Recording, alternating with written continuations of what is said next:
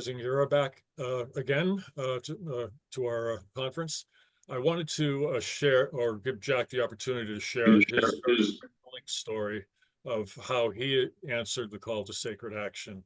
I find Jack to be an inspiration, and I would like to officially welcome you, Jack, and invite you to please tell us a little bit about when you first became aware of environmental issues and felt the call to address them. Thank you so much, crew. Thank you, Krista. Thank you, everyone, for having me. I'm from Kenya, East Africa. My real name is Jack Omondi Omulo. In East Africa, we speak Swahili. So Mazingira is a nickname. It's a Swahili word for environment. So this is a name that I earned way back in my primary school. And it started, uniquely. I tried to resist it. But again, it came as a result of, a science class. There was a class that we were taking, a topic on adaptation of various, plant species to the environment. So there was need to start up a small garden just besides our classroom. So when we did that, I really got, inspired by it. I took it very serious. I led the team, and then we started up with that. And then going forward, that was when now the idea of, getting something bigger came into my mind. And then the idea was like, if I manage that garden successfully, what will happen if maybe we do, a farm that is full of trees, and not just trees, fruit trees that at the end of the day will also benefit us to get, nutritional value again from them. So we started that, and then that is how the name Mazingira came. And then we did a tree in a school, forest garden, that eventually was named after me. So in my primary school, I have a garden full of trees that is called Mazingira Forest. That's great. When I first became aware of your work, it was by seeing images of you holding a sign in various places. There's just something about your dedication to being out there in the middle of big crowds, trying to share your message, that I found to be inspiring, and that's why I continue to follow you. Could you tell us like what it felt like to be trying to present this message to a lot of people who just were unaware of climate change? Sure, Claude. This was is informed by two things. Now, in my community, what I presented the other time, we used to get floods. I was born there. I found flooding was happening, but again, it was coming as a blessing to us, because whenever it flooded, we knew when it will flood. It will flood in April and towards the end of the year, around December. So we could plan things and do things. But again, it was not affecting us much. It was coming with goodies for us. Number one, my community is a community that is dependent on fishing as a way of earning a livelihood. Again, we also do small farming. So back then, when it flooded, it will come with a lot of fish. So we will get a lot of food, we'll sell the surplus, we'll fund our education and do 1, 2, 3 things in the community. Number two, when it flooded, the alluvial soils from upstream will come, and then it will make our soils downstream very fertile. So that meant that our crops will also, do well for us. So at the end of the day, we could take care of ourselves. Now, something happened in 2015, from 2015, now when I was in the university, I now started getting the word climate change. And the flooding was now getting, serious. The flood waters will displace people in areas where we never thought, it will reach. It will affect people that we never thought it will affect. Now in my community, people still believe in, the gods thing, appeasing the spirits and all that. So what happened? The community elders gathered, and they decided to offer sacrifices, that maybe we had done something to, affect the spirits of the gods. They were angry. They were trying to punish us, as a community. That did not work out. Now, after that, I realized those needs, to get to know the root cause of this problem. Remember that year was the year that was termed as one of the hottest years as far as the issues of global warming are concerned. So I took an initiative. I hired cameras. I went to the village. I started, interviewing the elderly people, people who are very old, people who have lived in the village. I wanted to compare what used to happen in terms of flooding back then and what was happening now. And believe you me, there was a huge difference. And this was attributed to issues climate change. So I started creating awareness, whereby I wanted now people to get to know that whatever we are suffering from is not as a result of, the spirits of our ancestors, being provoked, that needs to be appeased, but it is something that is beyond that. This is climate change. It is something that is anthropogenic. It is something that we are contributing to. It is something that we can also help address. So this is what informed me trying to create awareness. And what I used to do then was to, write my placards, go into marketplaces, get into churches, get everywhere. Now, to my surprise, whenever I went to the marketplaces, was people thought that I was selling something. So there were several of them who would come and approach me and ask me, how much is climate change? Can you sell it to me? And that was kept me, inspired again that what is happening, these people do not know much about this. So I need to try and make them understand in the simplest, way possible. So I used to talk to them in the vernacular, a language that they will understand better. Number two, to that question, back in Nairobi, there was a time now I was also running errands in the streets, in the CBD in Nairobi, and then a guy in a car, in a nice car, is driving, and then he stops at the traffic light, and then he had a bottle of water drinking, and then he was looking at, we call them kanjos here. They are these people, traffic marshals that, they control traffic, and then the police. So he was looking at them, and then when the police was looking on the opposite side, he decided to drop the bottle, on the street. So that also inspired me. And then, like, this guy does not know that whatever he's doing, he's not trying to punish anybody, but he's trying to punish himself, because after some time, this will come back to him and affect him, because plastics have been associated with a lot of, health issues, endocrine, disruption, cancer, and all that. When they're subjected to heat and all that, scientifically, it comes back and affects us. So that also informed me that what is lacking is lack of awareness. People do not understand. They feel that they're doing this for others. So that is how I started, like, creating awareness, walking into public, vehicle buses, teaching people, media houses, teaching people in the village, in the marketplaces, schools, churches, and all that. Yes.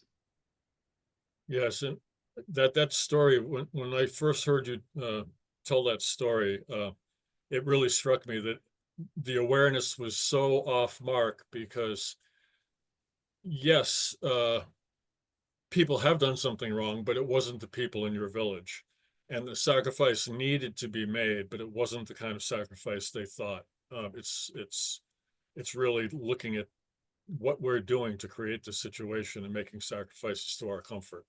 So I found that really inspiring. Can you describe to us how these revelations that you had led you to begin your on-the-ground programs with young people in your community to take direct action to combat pollution and climate change? Thank you, Crow.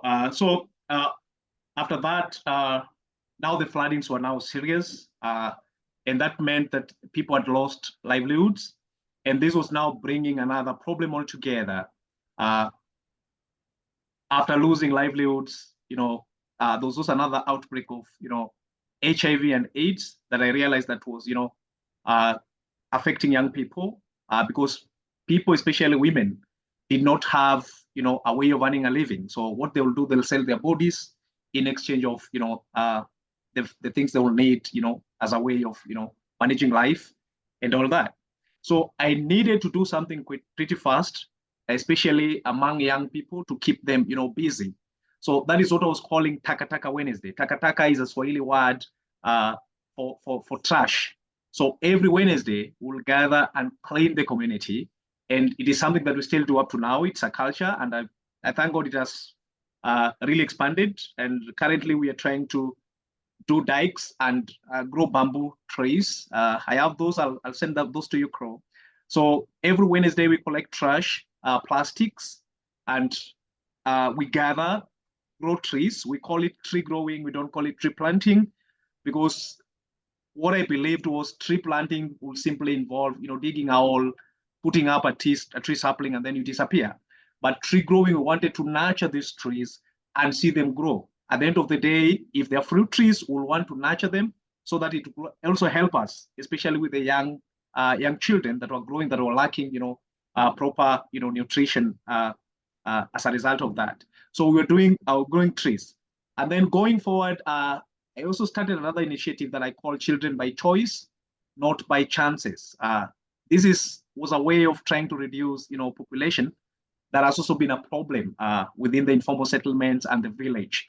So with that, what I came to realize was in the informal settlements and in the villages where people are very poor, people tend to go to bed very early, not because they want to, but because they are forced to. Immediately the sun sets, they go to bed. At the end of the day, they don't have any source of entertainment. There's no electricity, there is no food sometimes to keep them awake. They don't have work to do, they don't have storybooks to read, they don't have TV to watch and all that will keep them awake.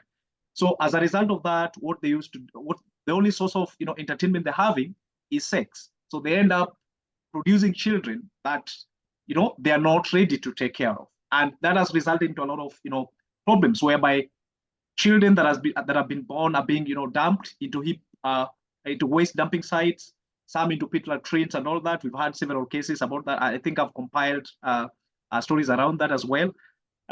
So I needed to do something. So I'm teaching people about reproduction health, abstinence from sex. We also give what I call contraceptives for both female and male. I'm glad that I'm having some professional nurses who are trying to volunteer with my community-based organization and help with that. For boys, we give them condoms or trust so that it can have safe sex. But before that, we train them, we talk to them. If there is need, to abstain, you better abstain. There is no need of bringing up a child into a world that, is ending, a world that is, if care is not taken, we're not going to, the coming generation is going to inherit, a better world. If you have children, there are several children around that you can adopt and, have for that matter. So that is what I'm calling Children by Choice, Not by Chance initiative that I'm doing in the informal settlements as well as in the villages. Thank you. Thank you, Jack. In spite of our best efforts so far, on a global scale, it's clear that those efforts are not enough. Would you take a few moments to describe how the consequences of global overconsumption and fossil fuel use have inequitably affected your country and other African nations? Thank you so much, Crow. This is very evident in my community where I come from. Surprisingly, back then, when I was, growing trees and trying to understand, the science, I didn't know that whatever I was trying to address was already affecting my own community. As I speak to you right now, we've lost almost half of that community. It's sinking. I call it the sinking village of Kobala because it's going down. So this is one area whereby the issues of climate change is very evident in my community. It's going down. I don't think we're going to have that place maybe in the next 10 or 15 years. It's going down. Number two, if you've come across the UN Charter for Ecological Justice that addresses the need to reduce or to try and revert the Earth to its carrying capacity, the population is too much. We cannot actually sustain the resources. The resources cannot regenerate the way it was supposed to be scientifically because of our population. So this is evident everywhere. Poverty has increased, especially in areas like the global south, whereby we do not have the ability to tackle such kind of eventualities that are coming as a result of climate change, or what I call environmental change. Perhaps population triggers pollution. It's everywhere. We have cases whereby children are developing health problems as a result of population. So this is evident. It's everywhere. We've had floods like in Malawi the other day. It was crazy. You watch families die. We've had wildfires, for example, like in the US recently, that are being triggered because of the environmental changes that we're experiencing. So even if I would not touch much of the global south, it is evident it's affecting the whole world. And it's high time that something needs to be done. And it is not going to be done by any other person other than us. It is us to develop goodwill and try and do something. I always tell people that this is the time for us to get answers to questions that the coming generations will ask us in the future. Grandpa, what did you do to help me, inherit a better world? What did you do? This is the time to answer such questions. As you leave, think, what am I going to do to create an impact for a better tomorrow, for my grandchild, for my children, and for that? So it affects us everywhere. It doesn't matter where you are, whether in the global north, in the global south, where it affects us across. Thank you.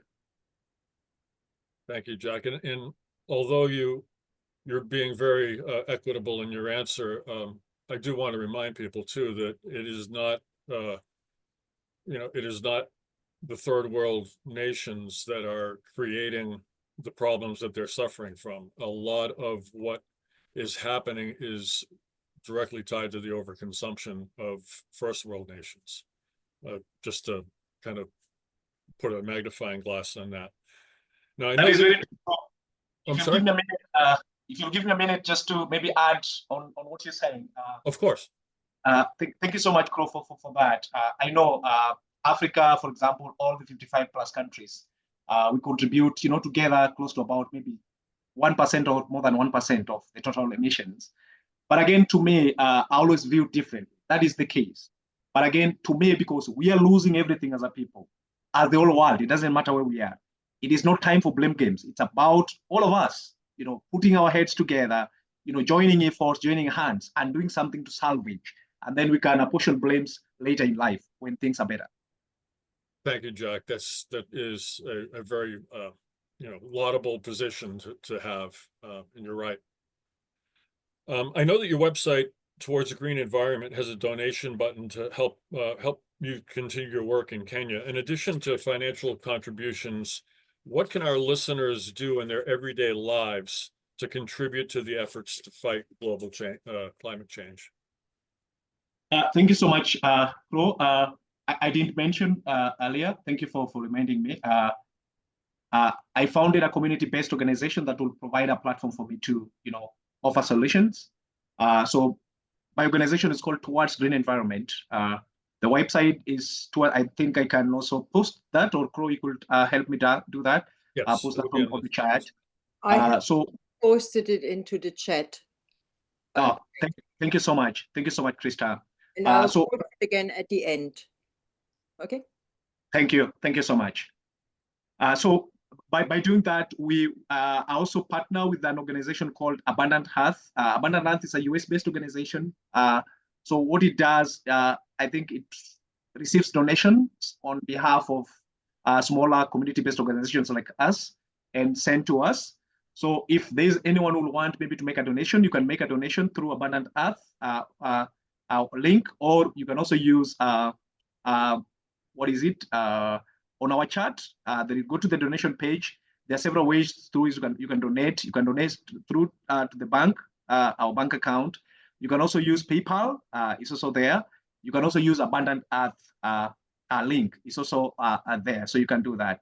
So these monies that we're collecting, number one, we're using them to, because I have young people that I work with that at the end of the day, they'll require transportation. When we're training, we need halls, we need 2 hire chairs, we need halls, we need trees. Number 3, currently we're also doing a project with the young people, and this is as a result of the HIV and AIDS problem that has really affected the community, that is leaving young people orphaned. So to put these young people in school, I didn't want it to be aid-based. I didn't want it to be donor-based. I wanted we get a capitation for this, and then at the end of the day, how do we sustain it going forward? We're not going to keep on asking people for money at the end of the day. So with that, we are doing regenerative agriculture. We are calling it syntropic agroforestry farming. So if you go to the website, you'll see that whereby we are growing food that is free of chemicals that will help, uplift the nutrition, in children, young people, and keep them in school, because most of the children are dropping as a result of lack of food at the end of the day. So we are partnering with the teachers. We teach them on how to do this, and then we provide, the required materials in terms of, the tools, in terms of the seeds, in terms of, the training books and all that. We have them, published and, printed. So it calls for a lot of resources. So that is where we're channeling that money to. And then whoever donates, especially through the Abundant Earth, we do reports for that, and then we share so that everybody will tell, where their monies are. Going forward, I have a bigger dream of doing a school, having a school for these kids instead of having them in foster, homes and school.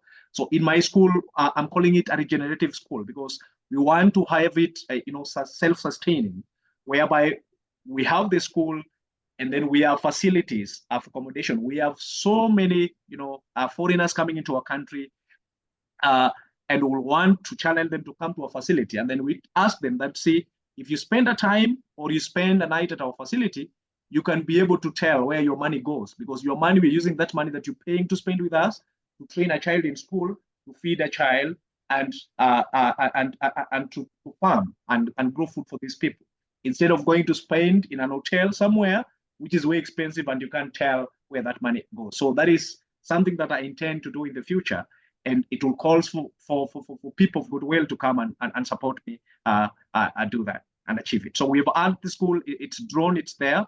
Whoever wants, I can share all that information with. Thank you, Crow. Thank you. Yes, and I highly encourage people to do what they can, even if it's just a very small amount. It does add up. But the second part of the question, do you have any words at all about what you would ask those of us in first world nations to do in our daily lives to assist? Yeah, the major problem is overconsumption, comfort, whereby, why do you need things that, you'll not die without? Us in the global south, some of us, we don't even have a TV to watch. We don't die, we're alive. I always tell people that it's important. You need a car. A car is very important for mobility purposes. It's very important. But my question is always, why do you need 5? Why do you need 3? You can only drive one at a time. TVs, we need access to information, edutainment, and all that. But again, why do you need TV in your kitchen? You can have one in your living room. Why do you need 5? Why do you? So if we can cut. I'm so glad I went for a walk this morning. The way we live, cut down the way we live. It's very important. Number 2, in terms of, trying to support nations that are struggling, that do not have the ability, to meet up and, help with these disastrous, moments. That little thing that you feel to you is not important. It's very, very important down here. Whether it's a cloth, it's very important, because I have children that they don't even have clothes to wear at some point. They have clothes that are patched. It becomes crazy. That's $1 you can spare a cup of coffee for a day and buy sanitary towels for a kid down here. I have had a case of a child who was, got HIV because of lack of sanitary towels. He had Chloe, I think I told you that story, 2 or 3, motorcyclists, fighting over, and then she was 16 years old. She has HIV, the mother has HIV, and that is resulting as a result of lack of the simplest, commodity, sanitary towel. So somewhere in the global north, someone who feels like, you can spare a cup of coffee for a day, it makes an impact. It creates an impact down here. And moreover, we need to check how we live. We really need to check how we live. It's very, very important. The things we don't need, there is no need of having them being produced. It's affecting everyone. It's coming back to affect you. Thank you, Crow. Thank you, Jack. And it's really important that we remind ourselves that we have that choice when we consume. Do we need something? It's a very important but simple message. I really want to thank you for joining us today and for all of the great work that you do. I've been following your work for a number of years now. I personally consider you to be an inspiration. We've put the link to your site on the in the chat for people to check out and support, and hopefully look for it later and when they have time to examine your website and see the good work that you're doing.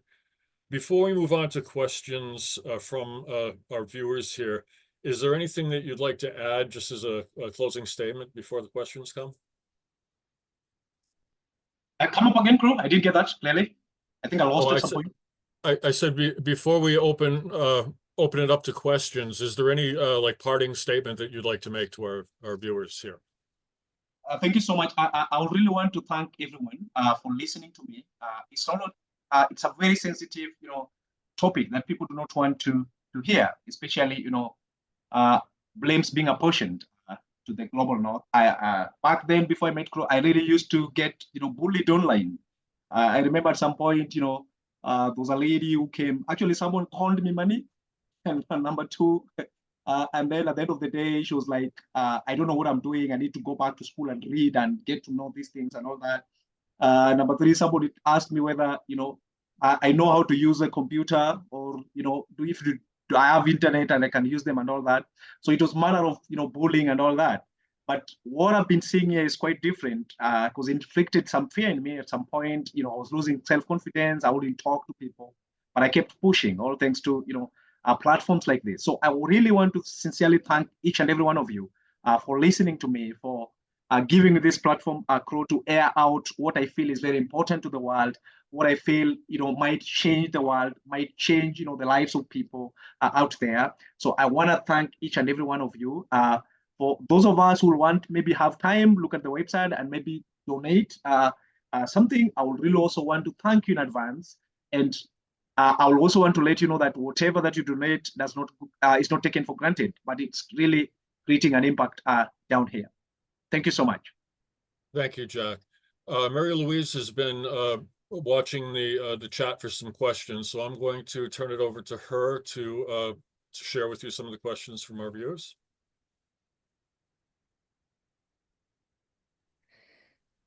Okay. Yeah, thank you so much. As always, this is just absolutely eye-opening at times, because we hear so much about all parts of the world, but Africa is somehow always somewhere else. I don't know. And yeah, my question was, for example, how is it that we do not get so much info on the fires you were talking about in Africa, as opposed to, for example, the fires in the US? Do you have any opinion on that or insight? Is that addressed to me, Crow? Yes, please. Yeah. Thank you so much. Number one, I blame it on the media. The media is doing a lot of disservice, especially, the big media houses that wouldn't want to tell people the reality. We've had cases. For example, I was in a media house here, and I asked, why don't we have, a time that is just allocated for environmental issues? Forget about weather, environmental issues, telling people about environmental issues, what is happening, what we need to do. We're not doing that. We're not having that. Number two, I came to realize that the big media owners are the people who are in fossil businesses. They're the ones who are owning, the fossil businesses. And that is the problem we're having. We don't expect them to go out there and expose the businesses. Number three, I blame it on our leadership. We're having, puppet kind of, government leadership in Africa that are being used by the governments of the West, who have some interest in the resources that we're having down here. I like giving a case of Niger, a country in West Africa, that is the sole, producer of uranium. And uranium powers close to about 80% of France's energy. But again, here in Niger, only 10% of the population have access to electricity. Where is the fairness? You can't know that. So these are some of the things that we need to address. The problem is the media. They are not doing what they're supposed to be doing. They're doing us a disservice. And this is because majority of these media houses, if they're not owned by these guys who are in, fossil business, they have interest, in what is Yeah. happening. Number Yeah. three, the problems that we've had, for example, in the global south, has been used as a way of getting money, to enrich certain people that have personal interest about these things. So they go about creating these problems and then earning a lot of money out of it. Another case is the case of DRC. They have all manner of minerals. In terms of minerals, DRC is the richest country in the world. But again, it is the poorest country because of conflicts that are ever supported and instigated by people who have personal interest with that. So that is what I believe is happening. Yeah. Thank you so much. Yeah. Yeah, I can see that it happens everywhere, it seems. And I have another question. Krista asked a question. She said it must all be very exhausting what you do because you seem to do so much, and every single problem in itself is already quite big, and doing everything is quite a lot of things to ask. So how do you sustain your activism? I sustain my activism from well wishers like you. Crow has supported me. Get actually the laptop I'm using. Crow bought it for me some time back. Crow, if you remember that. I depend on people because I don't work myself. I had a well wisher take me back to school, and I thank God I'm graduating with my master's in July this year. So I do not get any organizational support. I've tried, writing to different organizations, but unsuccessfully. So I depend on, individual donors, people who feel like whatever we are doing is creating an impact, and they want to entrust us with their resources. So we depend on them. I have a friend who sustains me, pays my house rent for me back in Kenya. She's in the UK. So she's been, really supportive because she understands the kind of impact that whatever we're doing here is doing. I always like giving an example, for example, with our project of tree growing. If we should know that a single mature tree sequesters up to about 48 pounds of CO2 annually, the same tree will provide oxygen, for between 3 to 4 people, So what will happen if the 4.5 billion of us, will maybe plant a single tree and nurture it to maturity? What will happen? Will change the world. And planting a tree does not mean you just do it literally. If you can't do it literally, then you can entrust us. People will do that, and then we do it on your own behalf. At some point, Crow, you remember I was having donations where somebody you donate, $1, and then I plant a tree, and then I name that tree after you. So we still have such kind of projects that are going on, having them here. If you go through my Facebook page, you'll find such kind of, things that we're doing. Thank you. Yeah. Thank you. Thank you so much. Yeah, another question came in from Vei. And she asked, is your community managing to adapt to some of the impacts of the climate change? And what would help you with adaptation? Thank you so much. Thank you so much for that. Yes, they are now understanding that it is now not the issues of the gods. It is the issues of us we are creating as a people, and we also have the power on our hands to help solve these problems. So one of the key issues that I'm doing to help the community adapt is dependent on themselves, whereby they grow food for themselves. They don't rely, and then there are better ways of growing food, that the produce will be massive compared to, the traditional ways through which they were doing it. So we are doing it through syntropic agroforestry farming.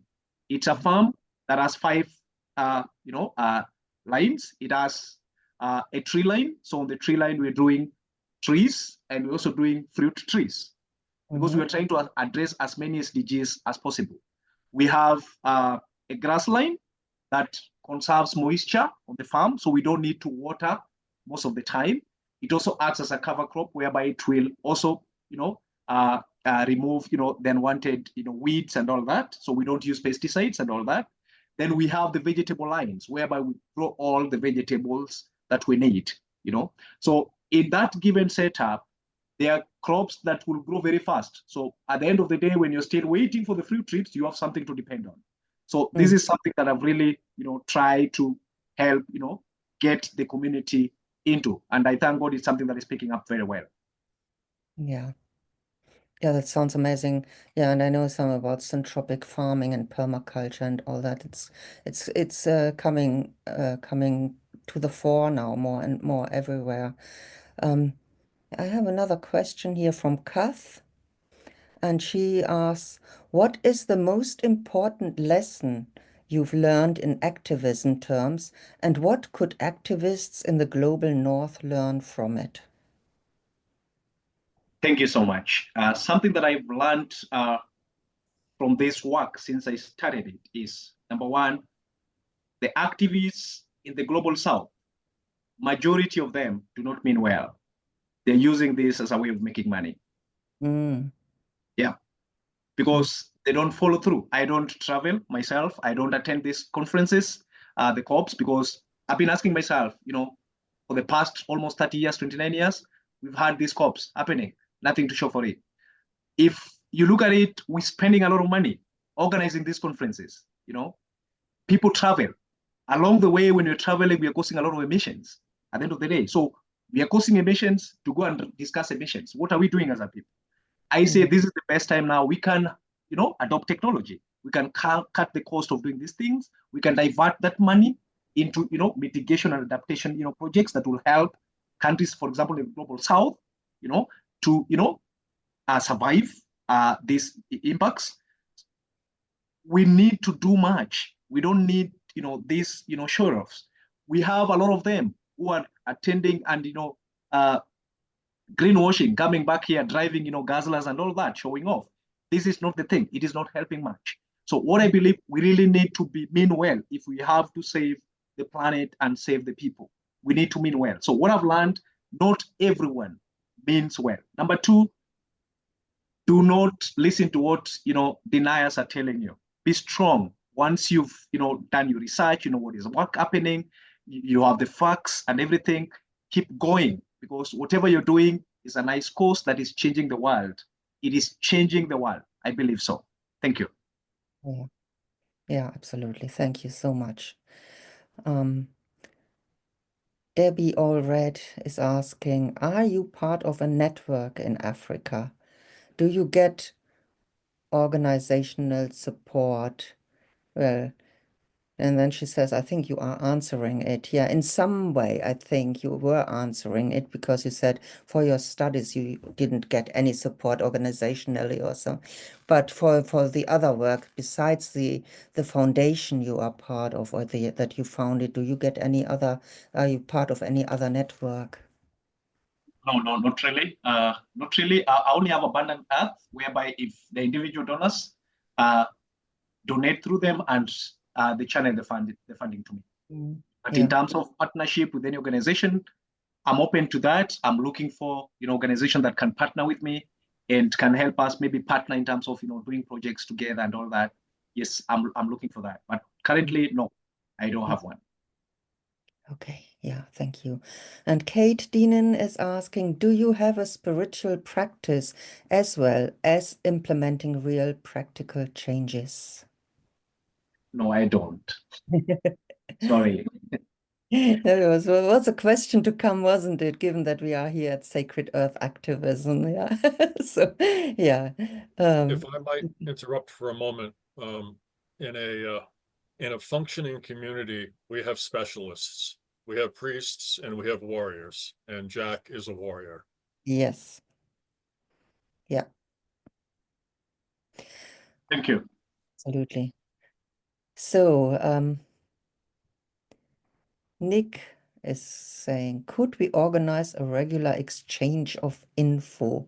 I have no idea how this is meant, but he says, it occurs to me that a perfect antidote to those of us in the North appalled at Trump pulling out of Paris Accord would be to forge close, ongoing supportive links with people like Jack, also his colleagues, Bathuti and Mututu, and others in Kenya, a twinning of sorts.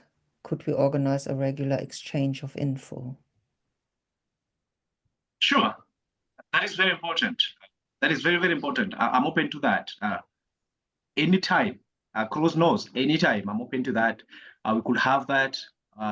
We'll also create a platform, for other people to talk and get to see what's happening from this side of the world. Maybe for some of us who are not maybe there during the, when I made that presentation, I also have that PowerPoint. I could also share it with you so you could see what I'm talking about, like in reality, what is happening here. We have kids that are dying. We have, we have all that. So there are people that maybe the media is denying them that opportunity so that they will see what maybe their lifestyle is causing, somewhere else. And another thing, maybe in the global north, the reason as to why not much of this is being, seen is because you guys, you have better mitigating, systems that are there in, in place. For example, the wildfires in LA, the recent one, you had planes, you had everything to fight it with. As we don't have that, when floods comes, it catches you unaware, like the middle of the night, you wake up drowning, and so many people lose their lives like that, So the reason as to why this is not maybe taken seriously, maybe the global north, is because of the media. They're not trying to show people exactly what is happening. It's covered, and all that. But if you could have platforms like this, whereby people are seeing, then you get that information, you change your lifestyle, maybe tomorrow you change another person's lifestyle. And that is how, by extension, it spreads. Yeah. If I could just add a few words of support to that as well. One of the really pervasive problems is poverty that is created by Africa not being able to keep its natural wealth. It is largely exported, and as Jack mentioned before, there are many people who are watching 5 televisions in their house, where in Africa they don't even have one. For there to be some moral compass in business, which is a big ask, to allow those who are producing to share in some of the benefit, they wouldn't be forced to, for one example was prostitution. Another that wasn't talked about, but is a very serious problem, is sand mining. People who are so poor that all they can do is to mine sand and sell it, and destroy the environment just to keep their some food in their cupboard. The problem is very deep and complex, but what a lot of it boils down to is greed and lack of equity, and that is something that we cannot forget to make part of the story, and to share that information. Yeah, but I think that's exactly the problem, that the people do not get to see this. How do they get to see this? It's not in the media here, not very much anyways, So yeah, I think for that an exchange would be, just like this is a better way to get to the root of it and not just blanketing it over. Yes, and just to remind people, Jack's talk last year is available on the Sacred Earth Activism YouTube channel, which you can view just by visiting our site. You could subscribe there as well, and you can listen to Jack's presentation from our last conference. Yeah, here's a question. Oh, sorry, you go. It's okay. I was talking through, and then maybe add to what Mario was saying about most of the problems not being visible. I was surprised the other week. I think a few months ago we had protests that was all over the country by the Gen Z protests, and we had the government kill people and kill young people. They were massacred, on the streets everywhere. But to my surprise, people in the global north didn't know about this. So I was like, what is happening? What's happening? What's the role of the media in all this? So it's indeed very true. The media everywhere is doing us a lot of disservice. Yeah. So such kind of platforms, exchange programs, I'm open to that anytime. Share this story so that we can get people, as many people as possible, to get to understand the reality, what is happening. Forget about the sideshows of a country like the US, withdrawing from the Paris Agreement Accord. As much as I don't agree much to these conferences, but again, the US is a big country. It's a big nation that is supposed to lead the way and show people direction. I'm sure a lot of countries are going to be demoralized as much as, their fight against, climate, related issues and concerns. So these are things that we really need to put out there so that people will get to know. So I welcome that anytime. Yeah. Yeah, there's a question from Krista. How would a bigger platform exchange ideally look?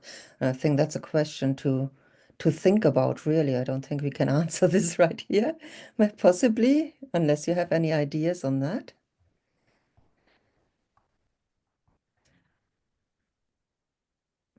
Sorry, directed to me? How would a bigger platform exchange ideally look? Oh, I think that will need just the way you've put it. But again, we can start small and grow with time. We'll start small and grow with time. I believe this was not started big, and it has grown over time, and it keeps on growing. So we could start small and let us see how it unfolds. Yeah. We're coming up on 10 minutes before the hour. If anyone has any questions they might like to ask, now's a good time to get them into the chat, because we'll be ending soon.